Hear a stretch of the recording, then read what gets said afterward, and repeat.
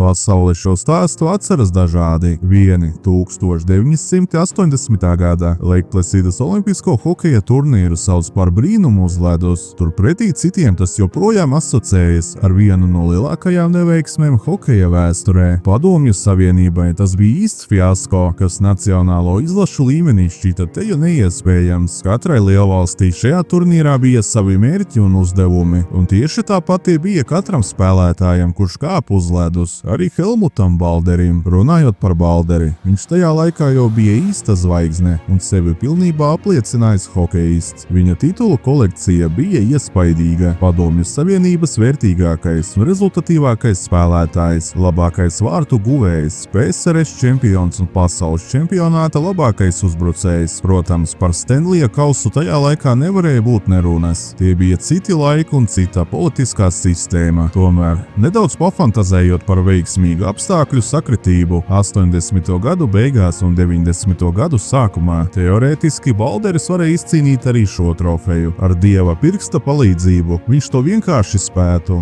jo viņš ir Helmuts Balderis. Neskaitot jau iespēto pieredzi pasaules čempionātos, Helmuts bija spēlējis arī 76. gada Kanādas kausā, kur tikās ar tā laika spožākajām NHL superzvaigznēm no Kanādas un Amerikas. Tāpat bija sparingi pret Nacionālās hokeja līgas klubiem, un tajās latvietis jutās vairāk nekā komfortabli. Būdams šāda kalibra spēlētājs, saskaroties ar tā laika iespējām profesionālajā hokejā, potenciāli iespējamo trofeju kolekciju, viņa galvā virmoja tikai viena galvenā doma – olimpiskais zelts. Iepriekšējā olimpiāde viņam gāja secen, lai gan pēc rezultativitātes rādītājiem PSRS čempionātā viņš bija trešais ražīgākais uzbrucējs, piekāpjoties tikai leģendārajiem Mihailovam un Petrovam. Ar vidēji 1,33 punktiem mačā viņš bija elites virsotnē. Arī olimpiskajā sezonā Balderis demonstrēja izcilu sniegumu. Tomēr pētot latviešu uzbrucēju gaitas padziļināti, atklājās kāds nepatīkams fakts. Kamēr tika komplektēts sastāvs atbildīgajām personām un izlases toreizējiem galvenajam trenerim Borisam Kulāginam, kāds bija sniedzis pilnīgi melīgas atsauksmes par Helmutu. Pats hokejists vēlāk uzzināja patiesos iemeslus, kāpēc viņš neiekļuva 76. gada olimpisko spēļu sastāvā. Tas notika pēc olimpiādes, kad Kulāgins kopā ar savu vadīto Kriļas Saveta vienību ieradās uz spēli Rīgā. Pēc mača treneris pienāca pie Helmuta un neizpratnē vaicāja, kāpēc tu neieradies izlasē.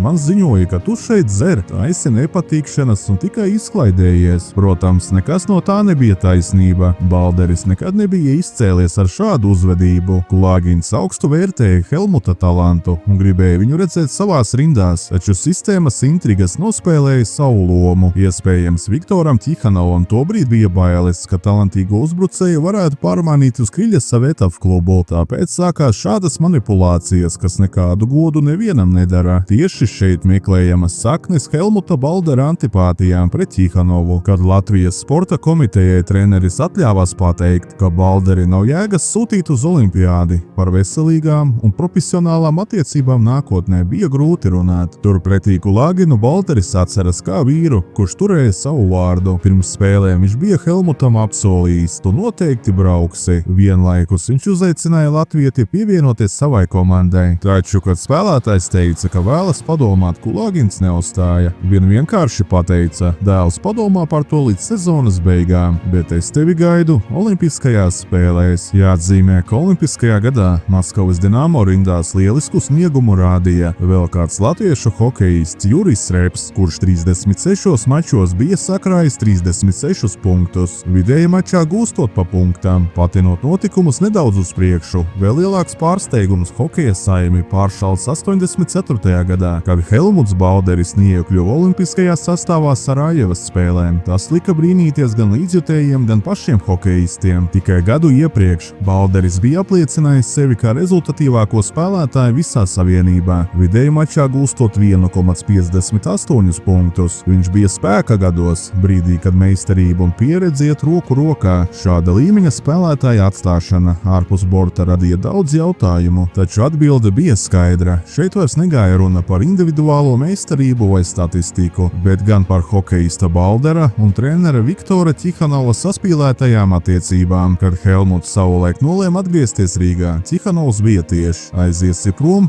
vēlāk nožēlosi. Ir sāpīgi un pat netaisnīgi noskatīties, kā treneris, kurš savulaik pavēra durvis uz lielo hokeju, vēlāk tās dažādos periodos vai nu piever, vai pat beigās aizcēr tieši deguna priekšā. CSKA laikos Tihanovs ļoti rēķinājās ar Balderi un viņa uzbrucēja trīnieku gan klubā, gan izlasē. Helmuta atgriešanās Rīgā lielā mērā sagrāva Tihanova tālākos plānus un viņa filozofiju par izlases kodolu. Tomēr Helmuta mīlestība pret Rīgu un savām mājām vienmēr ir bijusi svarīgāka par tituliem, lai gan sportiskās ambīcijas viņš vienmēr izvirzīja kā prioritāti. Savulaik viņš pievienojās CSKA, jo skaidri apzinājās, tā ir viena no spēcīgākajām komandām pasaulē, kurā sapņoja spēlēt tik viens. Tajā laikā šāds sastāvs būtu varējis cīnīties par Stenlija kausu. Pats spēlētājs atceras, ka Maskavā viņu mīlēja un vadība cienīja, tomēr Helmuts pieņēma lēmumu pamest Tihanova nometni. Viņš bija devis solījumu Rīgas vadībai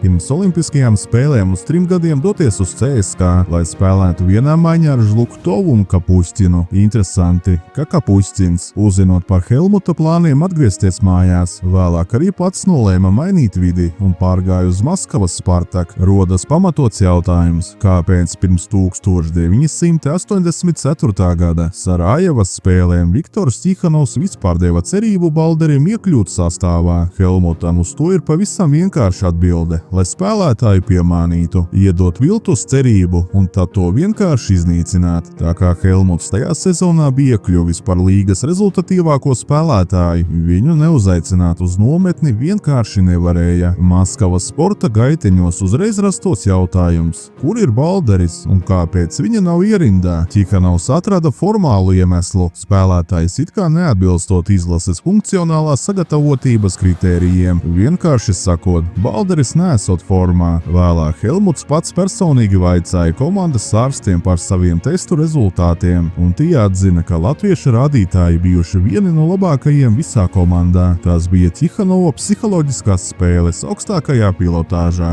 Raugoties uz šo chronoloģiju, kļūst skaidrs, ka pēc sporta pamatprincipiem 80. gada Leikplesidas spēles bija netaisnīgi kļuvušas par Helmuta pirmo un vienīgo iespēju izcīnīt olimpisko zeltu. Padomju hokeisti bija uzvarējuši iepriekšējās 4 olimpiādēs pēc kārtas un uz Ameriku devās kā absolūti favorīti. Hokeja eksperta vidū joprojām valda uzskats, ka tieši šī 80. gada izlase bija spēcīgākā visā PSRS hokeja vēsturē. Sastāvs bija patiešām iespaidīgs. Vladislavs Treķjaks, Boris Mihailovs, Valērijs Harlamovs, Vladimirs Petrovs, Vjačeslavs Peķīsovs, Sergejs Makārovs, Vladimirs Krutovs un, protams, Helmuts Balderis. 3 jaunākās izlases šajā turnīrā bija ASV, Kanāda un Rumānija, kuru vidējais vecums svārstījās no 22 līdz 23 gadiem. Turpretī PSRS un Čehoslovākija bija starp pieredzējušākajām komandām ar vidējo vecumu virs 25 gadiem. Japānas hokeisti šajā rādītājā ieņēma pārliecinošu pirmo vietu. Arī fiziskie parametri bija iespaidīgi. Amerikāņi bija vieni no garākajiem un smagākajiem turnīrā, taču padomju hokeisti neatpalika,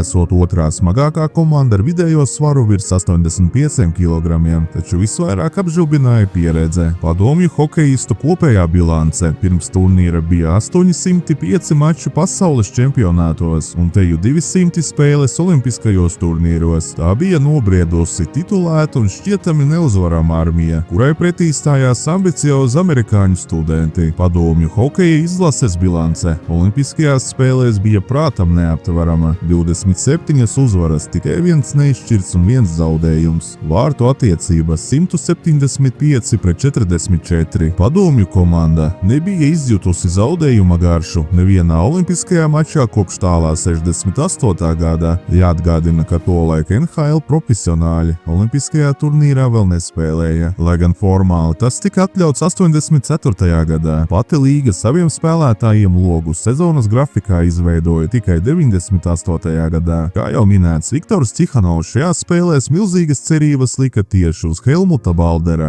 Viktora Žluktovu un Sergeja Kapustina maiņu. Diemžēl Sergejs uz olimpiādi braukt nevarēja traumētā ceļgala dēļ. Arī vēlāk karjeras laikā viņa ilgstoši mocīja cirkšņa trauma. Leikplesidā Žlutkovs un Balderis spēlēja kopā ar Skorcovu. Vietējā čempionātā sevi labi apliecināja arī Sergejs Makārovs, kurš iepriekš bija nedaudz iespēlēts Kapustina vietā. Tāpat Tāpat pieklājīgu sniegumu vietējā arēnā rādīja veterāns Boris Mihailovs, tas pats Aleksandrs Skorcovs no Gorkijas Torpedo un Maskavas dinamietis Aleksandrs Goļikovs. Tomēr ar zināmu satraukumu visi raudzījās uz ilgadējo zvaigzni Valēriju Harlamovu. Pēc smagās autoavārijas 76. gadā viņam katra nākamā sezona bija izaicinājums, lai saglabātu vietu valsts labāko uzbrucēju vidū. Ekspertu prognozes bija viennozīmīgas. Čehoslovākija un Zviedrija cīnīsies par sudrabu, bet neviens pat nepieļāva domu, ka Herba Brūksa vadītā ASV komanda varētu pakāpties augstāk par 7. vietu. Pats Brūks tolaik izteicās: bronzas medaļa mums šajās spēlēs būtu līdzvērtīga 60. gada zeltam. Pēc uzvaras koledžu čempionātā Brūks pārņēma izlases stūri ar skaidru vīziju. Viņa mērķis bija radīt jaunu hokeja stilu, kurā Eiropas kombinacionālā saspēle saplūst ar Kanādas fizisko spēku. Brūksam bija psiholoģijas grāds, un viņš to lika lietā, izmantojot unikālu testu ar 300 jautājumiem, lai atlasītu spēlētājus nevis tikai pēc talanta, bet gan pēc uzvarētāja rakstura. No 400 kandidātiem izlasē palika 26 hokeisti, tā skaitā Minnesota studenti, kuru vidējais vecums bija tikai 21 gads. 5 mēnešu sagatavošanās posmā viņi aizvadīja 61 pārbaudes spēles visā pasaulē, uzvarot lielākajā daļā no tām, taču Brūks bija tālredzīgs. Pirms pēdējās pārbaudes spēles 9. februārī Ņujorkā pret PSRS izlasi viņš savējiem teica: mums ir nepieciešams kārtīgs trieciens, lai mēs nolaistos uz zemes. Pārbaudes mačā Madison Square Garden arēnā Padomju Savienības izlase burtiski noslaucīja amerikāņus no ledus ar rezultātu 10-3. Viesu pārsvars bija nospiedošs, ko apliecināja arī metienu attiecībā 35-20. Tajā vakarā spožākā zvaigzne bija Vladimirs Krutovs, kurš izcēlās ar 3 vārtu gūmiem. Pēc spēles Viktors Cihanovs bija mierīgs. Es domāju, kā abi treneri šo spēli uztvēra kā treniņu. Šodien mēs parādījām, ko spējam, bet viņi to nedarīja. Ja mēs tiksimies Olimpiskajās spēlēs, viņi droši vien spēlēs pavisam citādi. Kļūdaini būtu uzskatīt ASV hokeistus par peramajiem zēniem. Vairāki no šiem jauniešiem tika uzskatīti par ārkārtīgi talantīgiem, un daži, var teikt, jau bija parakstījuši līgumus ar NHL klubiem, plānojot turp doties tūlīt pēc turnīra. Grupu posmā abas komandas palika neuzvarētas. ASV izlase pārsteidza pasauli, izcīnot neizšķirtu 2-2 pret spēcīgo Zviedriju un negaidīti sagraujot vienu no favorītēm Čehoslovākiju ar 7-3. Tajā pašā laikā Sarkanā armija savā grupā sarīkoja īstu vārtu lietu - 16-0 pret Japānu un 17-4 pret Nīderlandi. Spēlē pret Poliju, kurā PSRS uzvarēja ar 8-1, Helmuts Balderis nodemonstrēja savu klasi, gūstot 3 vārtus. Grupu turnīru Padomju Savienība noslēdz ar perfektu bilanci un iespaidīgu vārtu attiecību 51-11. Fināla raunda pirmajā spēlē ASV komandai atkal stājās pretī Padomju Savienība, izlase, kas grupā nebija zaudējusi ne punktā. Patiesībā Padomju komanda pēdējo reizi oficiālā mačā bija piekāpusies pirms vairāk nekā gada, kad Ņujorkā izaicinājuma kausa pirmajā spēlē atzina NHL izlases pārākumu. Spriedze gaisā bija teju fiziski sajūtama. Pirms došanās uz ledus Herbs Brūks saviem spēlētājiem teica vārdus, kas iegājuši vēsturē. Mēs viņiem zaudētu 9 no 10 spēlēm, bet šovakar būs tā 10.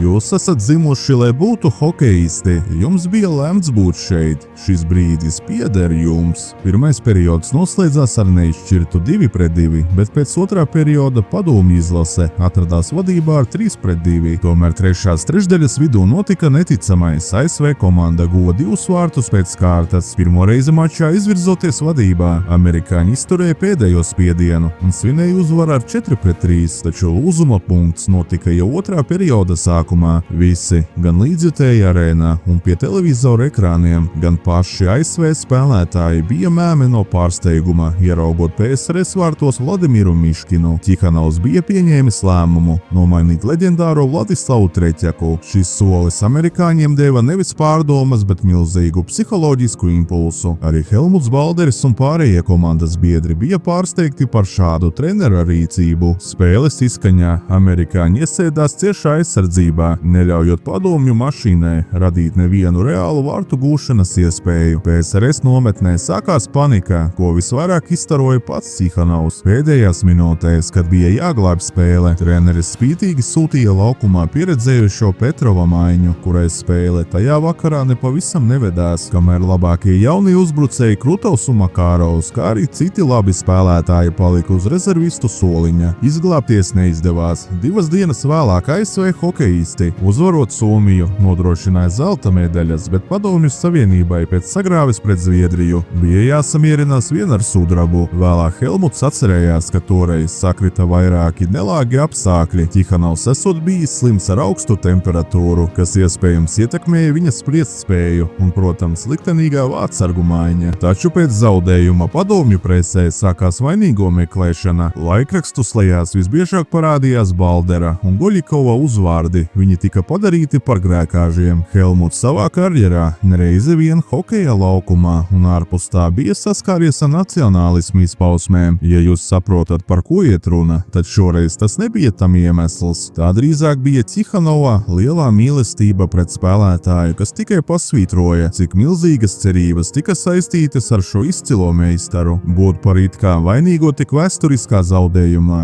ir milzīgs smagums, un to nest uz saviem pleciem spēja tikai patiesi stipra personība. Vjačeslavs Feķīsovs ir pārliecināts, komanda Leikplesidā zaudēja tikai viena iemesla dēļ, proti Tihanovs pēc pirmā perioda izņēma no vārtiem Treķaku. Feķīsovs vēlāk atcerējās sarunas ar amerikāņu spēlētājiem. Viņi visi teica vienu un to pašu. Mūs iedvesmoja tas, ka pēc pārtraukuma iznācām uz ledus un neredzējām vārtos Treķaku. Mēs nespējām noticēt savām acīm. Pats Vladislavs Treķaks vēl pēc gadu desmitiem atzina, ja Tihanovs nebūtu kļūdījies, es būtu 4-kārtējais olimpiskais čempions. Es to neaizmirsīšu visu atlikušo mūžu. Helmuts Balderis šajā turnīrā bija viens no komandas līderiem. 7 mačos viņš guva 5 vārtus un atdeva 4 piespēles, kļūstot par 8. rezultatīvāko spēlētāju izlasē. Visražīgākais bija Aleksandrs Goļikovs ar 13 punktiem. 2008. gadā Starptautiskā hokeja federācija brīnumu uz ledus oficiāli atzina par svarīgāko starptautisko hokeja stāstu pēdējo 100 gadu laikā. No 20 ASV izlases puišiem 13 vēlāk spēlēja NHL, 3 no viņiem aizvadot vairāk nekā 1000 spēļu pasaules spēcīgākajā līgā. Pašās 80. gadu beigās dzelzs priekšskars beidzot krita. Padomju varas iestādes atļāva 6 olimpiešiem, tostarp Balderim, Feķīsovam un Makārovam, pievienoties NHL klubiem. Par Balderi Minnesotā tolaik smēja, esot ieradies kaut kāds traks veterāns. Pēc 4 gadu pauzes profesionālajā hokejā Balderis nokļuva lielajā līgā. Viņš vienkārši izvirzīja mērķi un to sasniedza. Lai gan pats Helmuts atzīst, ka sevi pilnībā apliecināt NHL neizdevās. Baldera princips ir gūt daudz vārtu un dalīt rezultatīvas piespēles. Bez tā hokejs viņam nav spēle. Tomēr 9 punkti 26 mačos tādā vecumā un pēc ilgas pauzes bija vairāk nekā tikai patīkams bonus. Kamēr Sergejs Makārovs ieguva Kaldera trofeju kā NHL gada debitants, kļūstot par vecāko spēlētāju, kurš to iespējis. Slava Feķīsovs savu karjeru noslēdz ar 2 Stanleya kausiem Detroitas Red Wings rindās. Šīs uzvaras padarīja Feķīsovu par 3-kāršā zelta kluba biedru. Herbs Brooks pēc vēsturiskā triumfa turpināja ilgu karjeru Ziemeļamerikā, strādājot arī Nacionālajā hokeja līgā. Viņa dzīve aprāvās traģiski. 2003. gadā treneris gāja bojā autoavārijā. 3 gadus vēlāk viņu uzņēma hokeja slavas zālē un uzraksts pie viņa vārda vēstīja, ka kaislības un centības cilvēks Herbs Brooks iedvesmoja veselu amerikāņu paudzi sekot jebkuram sapnim, kad krievu žurnālisti reiz vaicāja Helmutam Balderim, vai viņš ir redzējis amerikāņu kinolenti Brīnums uz ledus. Viņa atbilde bija tieša, tās esot pilnīgas muļķības. Arī par to filmu, ko krievi vēlāk uzņēma par Valēriju Harlāmovu, viņam bija līdzīgs viedoklis. Es pat negribu to skatīties, es pazīstu dzīvi un zinu, kas notika realitātē. Kāpēc man būtu jāskatās šīs filmas? Arī Vjačeslavs Feķīsovs pēc daudziem gadiem atzina šīs komandas un tās zaudējuma īpašo nozīmi. Tā droši vien bija labākā komanda Padomju Savienības vēsturē. Mēs gatavojāmies, ka pēdējā kārtā būs jāspēlē pret Čehiem, bet viņi fināla grupā nemaz netika. Mēs bijām pilnīgi pārliecināti par uzvaru. Mēs nekad nedomājām, ka varētu zaudēt. Mēs pat nepieļāvām domu, ka kaut kas tāds varētu notikt. Tieši tāpēc viņi to nosauca par brīnumu, jo kaut kas tāds notiek tikai reizi dzīvē.